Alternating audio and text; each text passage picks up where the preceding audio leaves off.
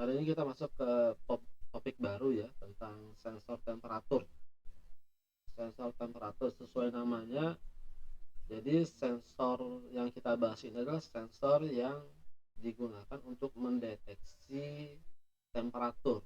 Ya, temperatur bisa yang dideteksi itu bisa temperatur benda, ya, baik benda hidup, benda mati, ya, objek hidup, objek yang tidak hidup, objek yang bergerak ataupun objek yang tidak bergerak, ya, termasuk juga temperatur di ruangan, ya, temperatur gas, temperatur ruangan, temperatur cairan, dan lain-lain. Jadi aplikasi dari sensor temperatur ini sangat banyak dan sangat luas sekali, baik di bidang industri, bidang kesehatan, di bangunan dan lain-lain, ya.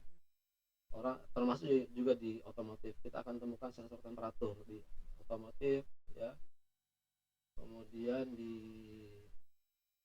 industri juga cukup banyak, ya, cukup banyak, baik untuk oven misalnya, sistem pemanasan untuk berbagai macam keperluan, di sistem packaging, di plastic injection molding, termasuk juga di casting, di welding, ya, di istilah-istilah industri, di proses-proses industri itu cukup banyak sekali menggunakan sensor temperatur dengan berbagai macam jenis dan ukurannya, ya.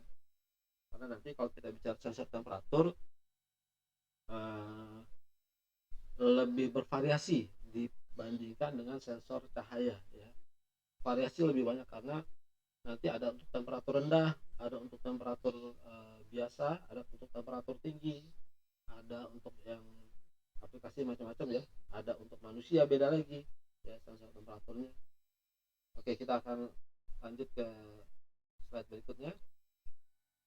Ini sensor yang cukup banyak dipakai juga, eh, mungkin tidak bisa disebut sensor ya kalau hanya sebatas gas bulb saja, atau liquid di dalam tabung saja nggak bisa disebut sebagai sensor, tapi kita bisa sebut sebagai termometer, ya. Tapi ketika dia dihubungkan dengan pressure transducer, di sini contohnya, ya. Jadi kalau kita punya tabung, di dalamnya diisi gas, lalu gasnya ini dihubungkan dengan pressure transducer yang bisa membaca tekanan udara atau tekanan gas di dalam tabung ini, lalu dimasukkan ke dalam sistem elektronik, maka ini bisa disebut sebagai sebuah sensor, ya, sensor, karena outputnya sudah elektrik, sudah elektrik. Tapi konsepnya yang penting di sini adalah bagaimana ini digunakan untuk mendeteksi kenaikan atau penurunan temperatur di dalam gas di dalam tabung ini.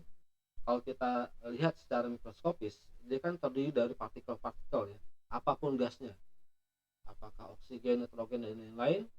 Kalau kita lihat di sini kan dia ada partikel-partikel yang kecil-kecil, ya, partikel-partikel banyak. Nah, partikel-partikel ini eh, dalam kondisi ruangan tertentu, interaksi antar partikel-partikel ini mungkin dia akan berinteraksi dengan menjaga jarak di antara partikel-partikel dengan jarak tertentu, ya. Dan termasuk juga gerak partikel ini kan bergerak ke segala arah, ya.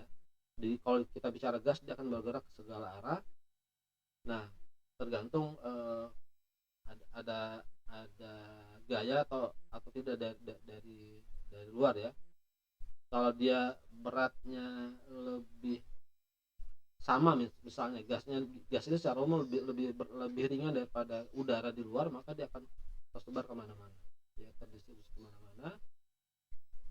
Dan sifat gas itu dia menekan ke segala arah. Kenapa menekan? Karena memang dia kan gas-gas ini bergerak sebenarnya, ya, bergerak ke sana kemari. Ketika temperaturnya naik, maka jarak si partikel-partikel gas ini cenderung eh, bergerak lebih aktif, dan jarak antar partikel-partikelnya juga semakin jauh, ya. Semakin tinggi dia akan semakin lebih aktif. Kalau orang seperti kepanasan gitu, ya, dia akan semakin menjauh di antara partikel-partikel yang lain. Kalau kita di ruangan panas, kita cenderung pengennya nggak deket-deketan, ya. Tapi kalau ruangan dingin, kita pengen lebih berdekatan, ya. Tapi kalau ruangannya panas, dia juga berusaha untuk saling menjauh sehingga menekan ke segala arahnya juga semakin kuat ya. Ketika semakin kuat tekanannya terbaca di sini. Di sini ada membran yang mengalami tekanan dari udara di sini, kemudian dia terhubung dengan sistem transducer, dihasilkanlah output bisa tekanan, bisa tegangan, bisa arus ataupun hambatan listrik di sini. Gitu ya. Jadi prinsipnya. Contoh yang lain terkait dengan material yang ada di dalam tabung, kita sering lihat misalnya di di termometer air raksa ya. Di termometer air raksa itu kita suka lihat termometer air raksa kan ada tabung gitu ya. Di dalam tabung agak lemot.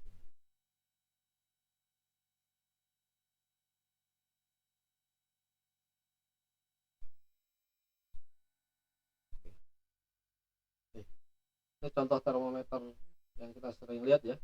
Ini sama juga di dalam tabung. Ketika temperatur di sini ada air raksa kan. Air raksa punya molekul-molekul air raksa. Ketika temperaturnya naik, maka molekul-molekul itu semakin berusaha menjaga jaraknya semakin jauh, sehingga dia yang kita kenal dengan pemuaian. Dia memuai tergantung dari kenaikan temperaturnya ya. Kira-kira gitu ya. Jadi kita bisa lihat, oh dia temperatur sekian, nah itu adalah artinya dia mengalami pemuaian akibat kenaikan temperatur. Sebaliknya ketika temperaturnya turun, dia pasti akan turun atau menyusut ya, volumenya akan menyusut ya. Biasanya kalau Celsius dari 0 sampai 100 derajat Celcius, nanti volumenya akan menyusut atau memuai tergantung dari temperatur. Tapi kalau yang seperti ini kan outputnya bukan output listrik ya, ini hanya visual. Maka ini kita sebut sebagai alat ukur instrumen saja, tapi tidak bisa digunakan untuk memberikan output ke sistem elektronik. Ini salah satunya. Yang berikutnya mechanical temperature, sama juga ini sistemnya mekanik juga ya, sistem mekanik yang kita kenal dengan bimetal strip ya. Jadi bimetal strip ini konsepnya adalah ada strip atau ada kayak semacam pita ya, semacam metal ya, yang bentuknya kira-kira seperti ini, yang terbuat dari dua jenis bahan yang berbeda, biasanya tembaga dan besi ya. Ketika kondisi dingin, maka ini kalau kita tempelkan ya antara besi yang misalnya atas tembaga, bawah besi kita tempelkan, dia akan lurus seperti ini. Tapi ketika temperaturnya naik, karena koefisien muai dari tembaga dan besi yang berbeda, maka pemuaian yang dialami besi dan tembaga juga berbeda. Sehingga apa? Karena muainya berbeda, yang bagian atas lebih memuai daripada yang bawah, sehingga terbentuklah seperti ini ya. Yang bagian atas lebih memuai daripada yang bagian bawah ya. Ini mechanical beam. Yang berikutnya ada namanya RTD, resistansi temperatur detektor. Jadi ini konsepnya perubahan temperatur dideteksi, kemudian menghasilkan perubahan hambatan ya. Jadi temperatur, hambatan. Nah ini sudah termasuk sensor. Kenapa? Karena outputnya sudah besaran listrik ya, besaran hambatan. Kenaikan atau penurunan temperatur menyebabkan kenaikan atau penurunan dari hambatan. Ini RTD ya. RTD contohnya ini ya, misalnya PT100 nih, RTD bentuknya seperti ini. Nah ini contoh grafiknya, relasi antara hambatan dan temperatur dari RTD kira-kira seperti ini. Kalau temperaturnya naik, maka hambatannya juga naik ya. Ini RTD, dia punya 3 kabel ya, bentuknya seperti ini kira-kira ilustrasi rangkaiannya ya. Lanjut, berikutnya ada termistor. Termistor juga sama dengan mirip dengan LTD, cuma nanti berbeda di sistemnya dan nanti ada dua kalau termistor, ada yang negatif temperatur koefisien NTC dan PTC, positif temperatur koefisien. Kalau NTC, jika temperaturnya naik maka hambatannya turun, negatif ya. Sebaliknya kalau PTC, hambatannya naik, temperaturnya naik, hambatannya juga naik ya. Itu termistor. Ini grafik yang menggambarkan hubungan antara temperatur dan hambatan. Kalau temperaturnya naik, kalau kita lihat sini, atau temperaturnya turun, maka hambatannya naik. Maka ini termasuk yang tipe termistor tipe NTC tadi ya. Hambatannya temperaturnya turun, hambatannya naik. Ini NTC. Kalau yang PTC, kurvanya eksponensialnya ke atas. Lalu yang berikutnya termokopel. Termokopel ini prinsipnya dia menggunakan dua jenis material ya, biasanya tembaga dan besi yang dihubungkan, lalu di situ di junction dihubungkan. Nanti kalau kita cek ya, antara besi dan tembaga ini ketika mengalami perubahan temperatur, maka kita di sini akan muncul beda potensial ya, beda potensial atau tegangan ya, atau tegangan. Jadi nanti ketika dia berubah, di sini akan muncul beda potensial voltage ya. Bisa plus bisa minus tergantung temperatur. Bentuknya kira-kira seperti ini ya, seperti ini. Dia punya dua kabel ya, karena isi tadi besi dan tembaga ya, di sini digabungkan jadi satu. Lalu yang berikutnya radiation sensing, sensor radiasi ya. Sensor radiasi yang paling banyak digunakan adalah sensor radiasi infrared ya, di mana infrared ini sensor ini mendeteksi gelombang infrared ya, gelombang infrared yang dipancarkan oleh berbagai macam target objek yang memiliki panas tertentu. Ya, ini nanti dibaca oleh sistem.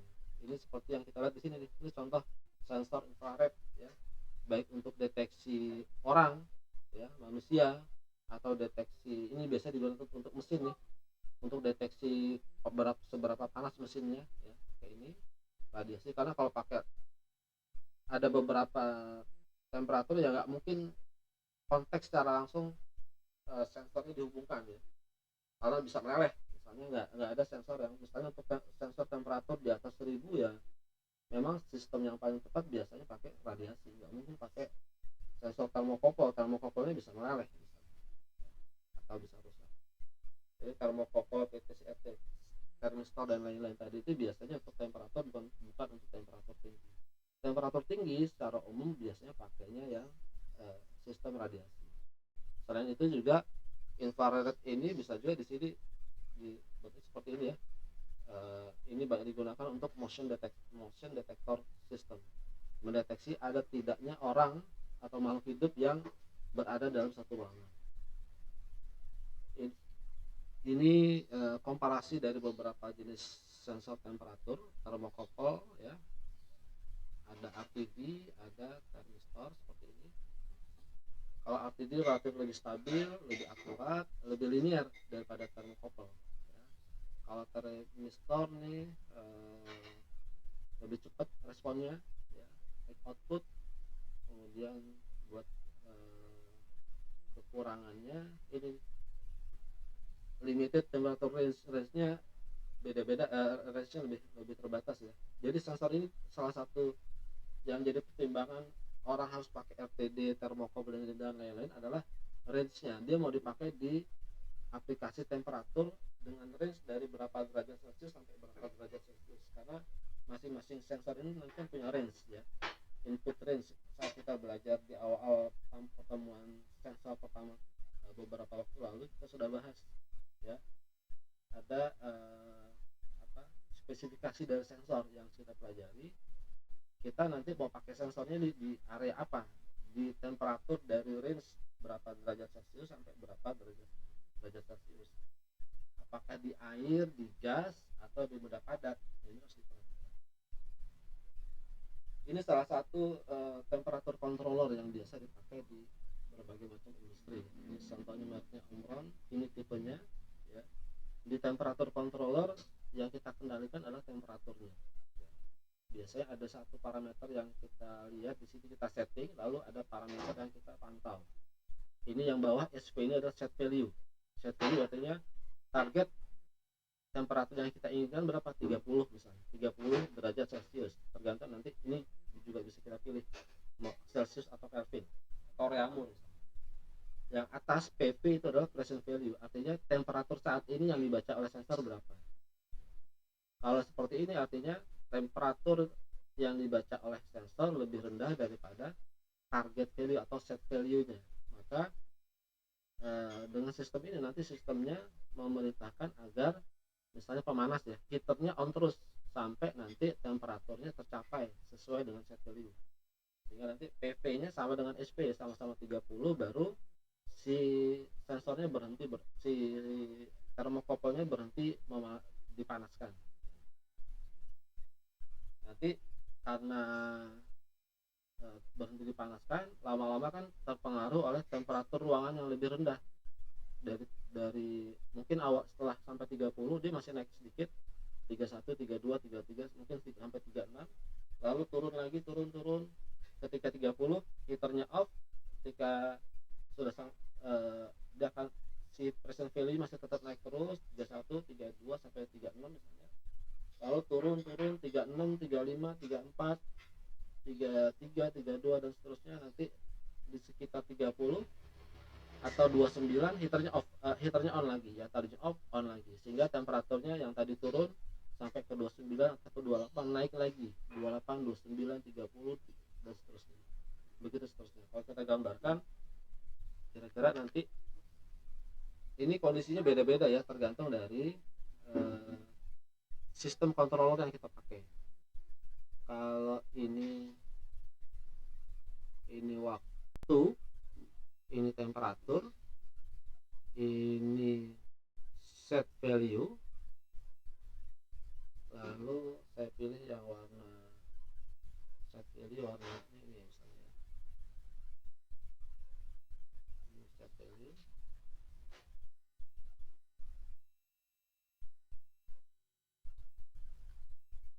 ini present value warna biru misalnya ya. Awalnya misalnya di detik 0 posisinya di sini di bawah set value ya.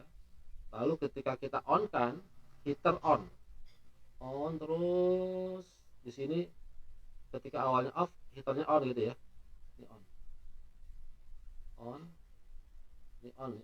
on, kondisinya ini off. On ketika sampai set value, heaternya off, tapi temperaturnya masih naik, namanya overshoot. Gini, terus heater sudah off, lalu dia turun lagi. Turun nanti sampai mungkin di bawah sedikit, di bawah set value, dan tadinya sudah off, dia akan on lagi. Nah, gitu ya. Nanti begini. Nanti dia akan on lagi sesaat, lalu off lagi begitu. Jadi nanti heaternya akan on off begini ya. Berada di sekitar set pointnya ini ya. Akan berada di sekitar set pointnya. Tapi di awal-awal dia akan begini ya. Ini di sistem pengendalian temperatur ya.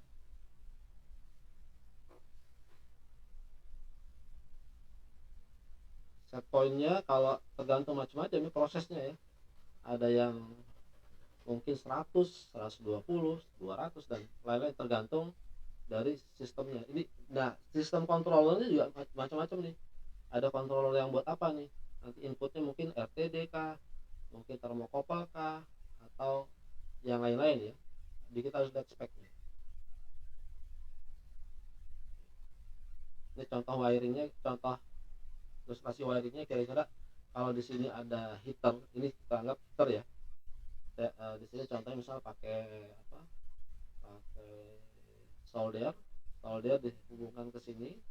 Lalu di sini kayak semacam ada kontak nih ke sini. Ada relay yang on off ya. Buka tutup. Buka tutupnya tergantung tadi Kalau present value ini sama dengan set value, dia akan berubah statusnya dari on ke off atau sebaliknya off ke on, tergantung dari sini nih. Nanti ketika posisi naik, ketika sudah dari bawah naik terus sampai set value, maka yang tadinya soldernya on, solder jadi off kondisinya. Nanti karena turun, kalau sudah off kemudian dia akan turun temperaturnya sampai sedikit di bawah set point, dia akan on lagi gitu. Nah ini sensornya nih yang panjang nih, ini sensor, contoh sensor thermocouple ya. Thermocouple dihubungkan dengan controller, lalu controller di sini ada kontak ya, ada yang warna ini, ada semacam kontak yang kondisinya di sini, dia kondisinya ya. Nah, ini kondisi di dalamnya di yang warna hitam ya. Ini yang dihubungkan nanti, ini dihubungkan dengan solder nih nanti, solder ya. Ini ke power supply, ini solder ya. Nanti ini power supply ya, nanti dia akan on. Kalau ketika on berarti kondisi nutup gini, solder on. Ketika terbuka, solder off gitu ya. Oke,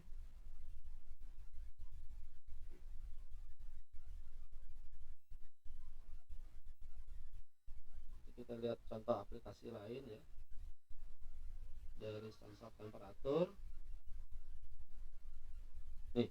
Di oven kita lihat nih, ada oven pakai temperatur controller ya. Di sini diatur sedemikian rupa supaya temperatur di sini sesuai dengan yang diharapkan. Ini contoh panel-panelnya, kita akan banyak lihat di macam-macam aplikasi atau mesin industri ya, yang menggunakan sistem pemanas atau sistem pendingin. Contoh yang lain. Oke, kira-kira itu pembahasan kita tentang sensor temperatur. Silahkan nanti dieksplor lagi sendiri, dicari sendiri berbagai macam contoh sensor temperatur dan aplikasinya, baik di dunia industri manufaktur, termasuk industri makanan dan minuman, farmasi dan lain-lain. Kita bisa akan temukan banyak pemakaian sensor temperatur di berbagai macam proses. Demikian saya akhiri. Assalamualaikum warahmatullahi wabarakatuh.